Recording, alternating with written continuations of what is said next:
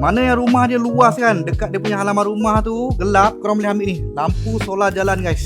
Depan ni LED penuh Lepas tu sebelah belakang ni dia punya solar panel lah. Yang penting sekali korang kena letak dekat cahaya matahari lah. Korang letak kat halaman rumah kan, kat kebun pun sesuai sangat lah. Dia ada bagi dia punya bracket ni, korang jangan masukkan je. Dia ada dua lubang ni, nanti korang boleh ikat kan. Dia punya skru semua dia sertakan sekali.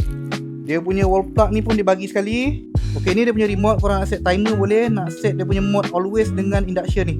Always ni dia sentiasa hidup lah. Bila korang guna induction ni, dia akan malap. Bila ada pergerakan dia akan cerah. Kita cuba on kan Nampak tu, memang cerah guys. Tak boleh tengok dengan mata Ini kalau korang letak lagi tinggi dekat kawasan rumah korang tu, lagi cerah.